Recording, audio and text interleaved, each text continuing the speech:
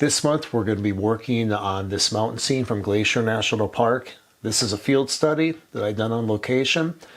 And a couple things I want to talk about is the main thing, two of the main things we're going to be going after is making these mountains feel big and showing depth and distance.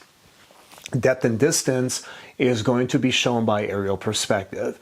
If you're new to painting, or newer to painting and to these concepts, get yourself John F. Carlson's Guide to Landscape Painting. You can get it for like $10, $12 off Dover Publications. He goes into detail on what this concept is. But in a nutshell, what it is all things being the same, our dark values in a scene and even mid-tone values are going to get lighter and lighter in value as they recede. So these are some pine trees here. These are some pine trees back there. They both have the same light and they both have the same local color, but the shadows in this one, they're darker and a little warmer than the shadows here. These shadows get a little bit lighter and a little bit bluer. If we look at these mountains here, assuming they have the same light on them, it was perfectly sunny day, and we have the granite part of the mountains here, and we have granite part of the mountains there too. Both are backlit, both are in the shadow area of the mountains. These are darker than these here. This has an interesting effect. These get almost slightly warmer feeling than these though, because of a haze effect that you have going on from the sun. So it's a bit of an anomaly. Also our grass here, we have closer to a pure ochre here. It's not a pure ochre, but it's closer.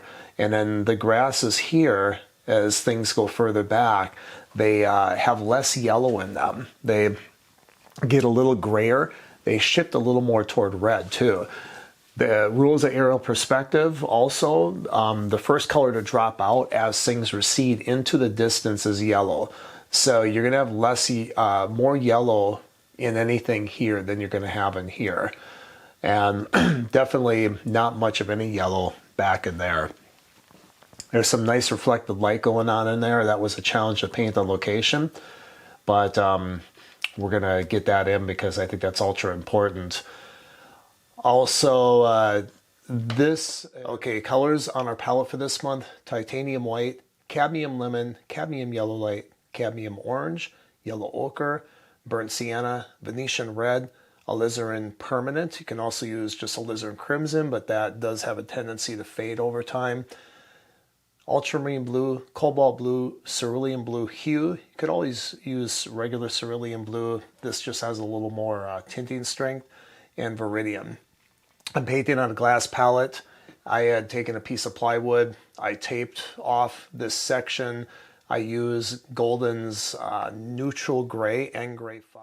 Okay, so to start out, I'm going to use this little tiny #2 Ultimate Long Flat that's become a filbert, and we're going to draw out our composition. Going to do this, going to take some mineral spirits, just put that on my palette, and I'm going to take some alizarin, but also some ultramarine blue. I want to do this, at least especially in the mountain areas, with a cool color so that when I start to go in there with the lighter value colors, if this color does bleed through, it's not going to muck up all my colors and create havoc. So with this, I like to figure out, actually I should probably start with the bottom here. Let's go in and I'm going to just lightly, I'm holding my brush like this, as you can see, because I want to keep things sketchy at this point. All you're doing here is you're just trying to visualize your scene. Just put small marks in. Now, if you're more of a beginner, you're probably going to have a tendency to want to get more precise, and that is fine. I mean, you do what's going to make you feel comfortable, but I like to put just enough in and keep it nice and loose. so that if I don't like something or if I want to make adjustments to something, I can. Also, the looser, sketchier approach, once you develop confidence, which I know, is a challenge if you're more of a beginner. Confidence is one of the biggest things that you have to develop. But once you develop confidence, taking the sketchier approach, it does something for your mind. What it does is, as you place marks on the canvas, you begin to see, like, I decided to put a little more slope on this right here. That just came in my head right now because it kind of accidentally came out of my brush, this looser approach. So you might accidentally stick a line in, not so much accident, it's like what Bob Ross kind of said, happy little accidents. And he was definitely right in that, those kind of happen. But you might accidentally put a stroke down where you normally wouldn't have if you were being tight and careful. And that then can suggest to you something you might not have thought of before. Like, yeah, maybe that would look good there. So I'm going to move this tree a little bit closer to this one. Variety is the name of the game here. You want to get a lot of variety in. Variety between the height of the trees, the placement of them, the footing of the trees too. And what the footing is just where the tree is meeting the ground.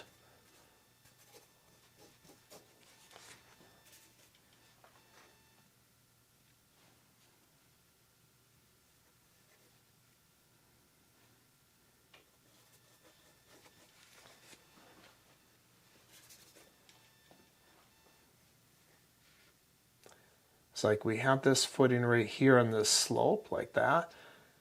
I don't know if I want to put this tree in exact line with this one here. So I might bring him a little further down. Of course, I want this tree to be closest to us.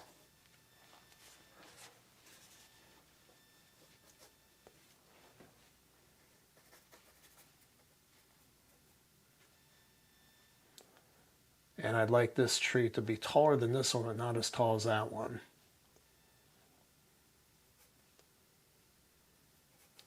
I think I'll bump it over a little bit because I also want to be mindful of the spacing between here and here and between here and here. I want the variety of negative space too. So when you're doing this, you're not just looking for variety in the positive aspects, the positive shapes, but also in the negative shapes.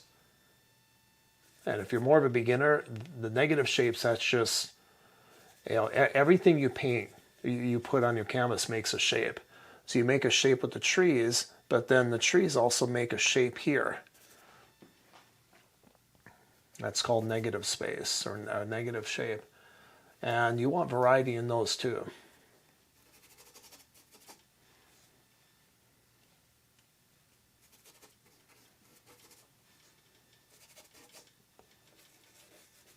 When you're doing this, try to be deliberate in what you're doing. Try to think about, don't just wiggle your brush on here and try to wiggle your brush like I am. This is all for just really trying to work out what's happening here, to try to visualize things. It may not seem like it, but that is what's going on in my mind.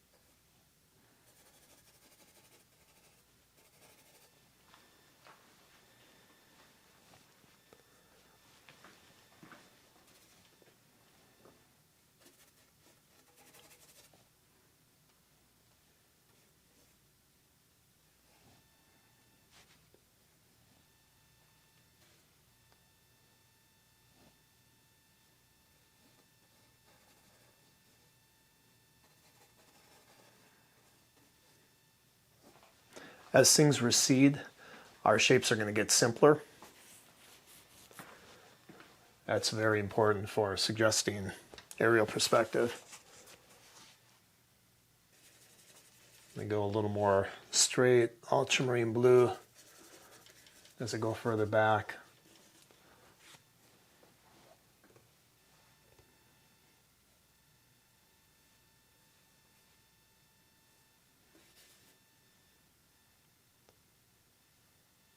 I'm going to take my peak very close to the top. I don't want to have it right in the middle. So the middle of this is a 12 by 16. If I want to be really crazy about this, so the middle is 8, that's right there.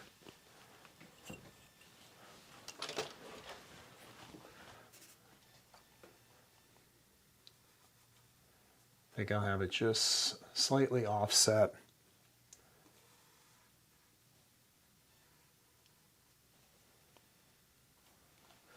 Now my field sketch, I didn't get the drawing of the mountains very precise. And I never worry terribly about that when I'm doing a field study because there just isn't time. Unless you're there well ahead of the lighting scenario that you want, you're usually only going to get that if you are familiar with the scene.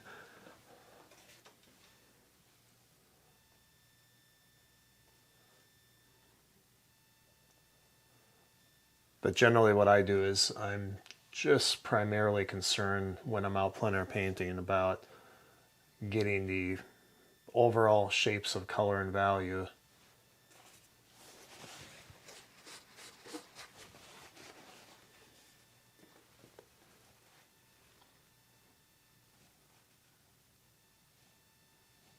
Before the light changes too much.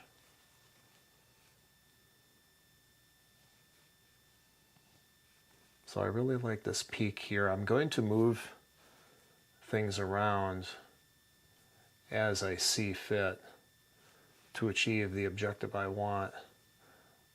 This peak back here, and you can change the shapes of these things too.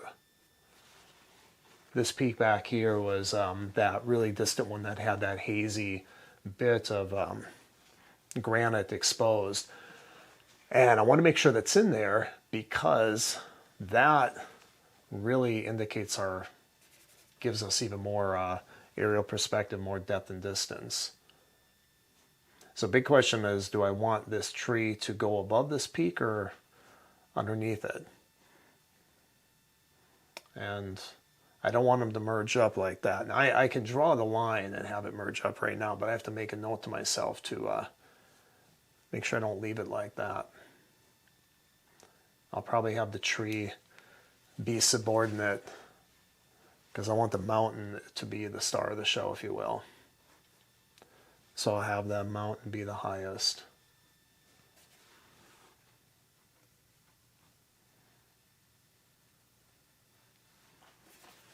I slowed down a little bit because the contour of the mountain and everything, this is the probably for me the most important thing in this painting. So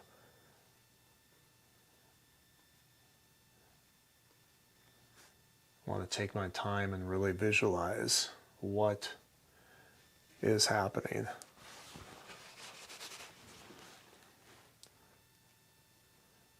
So this part, I want it to drop down on this part of the mountain that's closer to us. Drop down right here.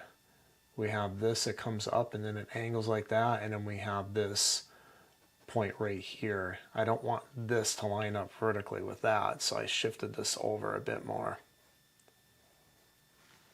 Once again, and it's like that in the scene in the photo, but I'm really trying to aim for that variety. And I'm looking both at the photo and my field study because there's some things in the field study that I like that I maybe didn't get in the photo, and it's going to give me some inspiration Like I like this rocky kind of jagged area here. It's smaller in the photo, but I'm going to make it a little bigger.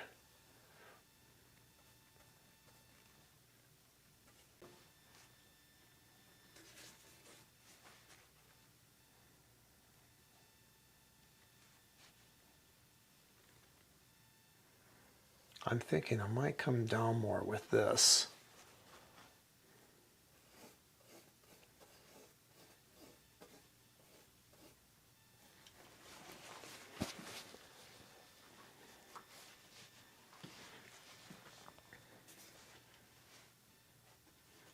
I might come down more with the footing of these trees here.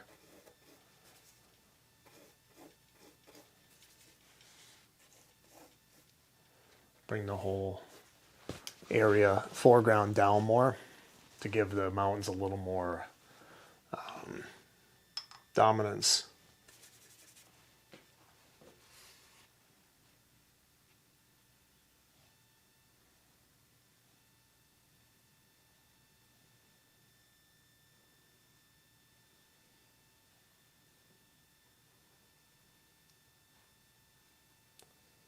I'm going to have this peak come down behind this part of the mountain here. They line up pretty much evenly, like this part of the peak just runs right into the top of this part of the mountain here. But I want to separate that a little more, so I'll have this come behind and this come above.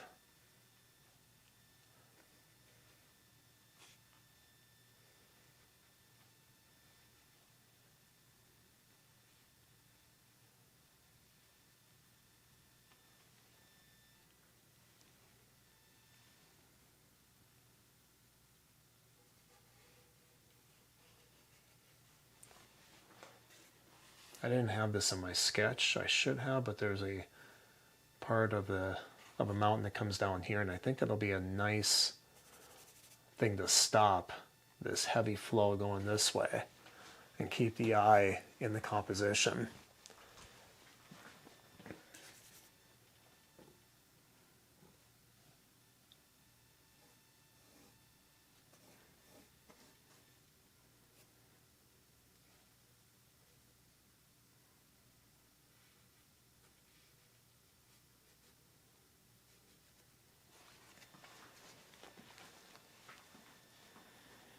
So this is all just visualization, trying to visualize the feel, where things are going to go. It's kind of a mess right now, but I like to make it a little messy at this point because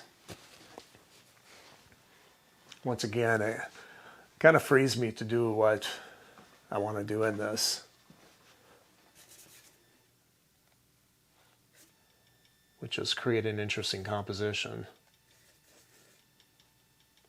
Your job as an artist is not to be a slave to the photo or even to your field study, but to use those elements that are in there to create something beautiful.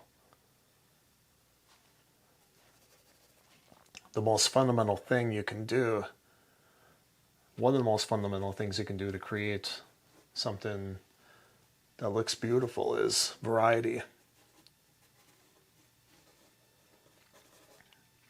If you're unsure, there's a lot of books that are out there on composition. There's a lot of theories out there in composition. Don't ever put anything in the middle, which is not entirely true. You can at times and get away with it.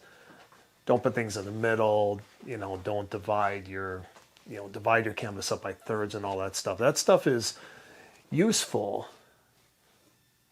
but you can't just be a slave to that stuff. But if you're confused, especially if you're more of a beginner, biggest thing you can go for, and the one tried and true thing you can do, if you're painting nature, that is just constantly aim for variety. Variety in size, shape, and placement.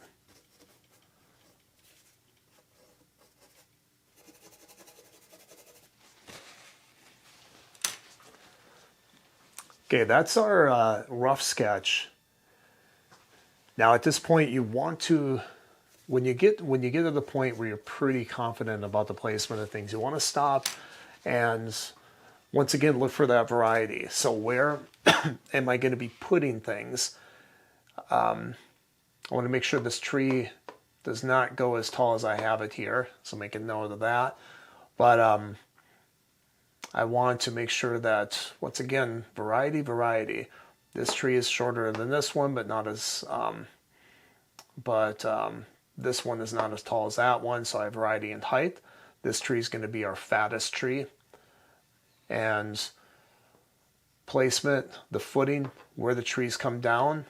This one, if we're looking at this plane, the sloping plane here, this one comes down a little further back than this one, and this one is closer than that one, so on and so forth.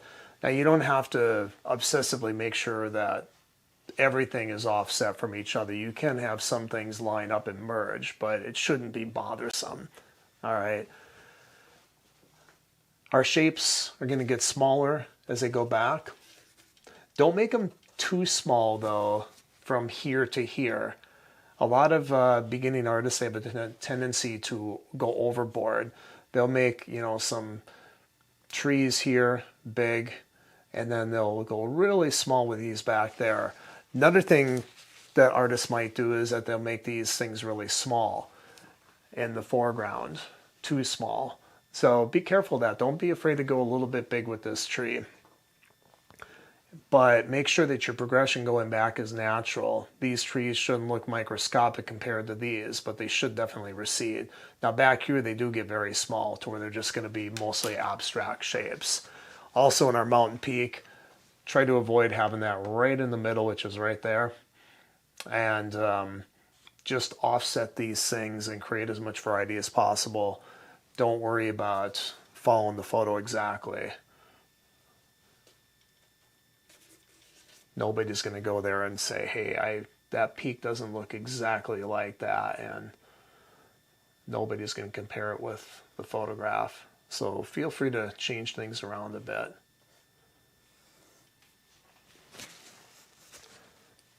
Okay, let's move on to blocking in some value here.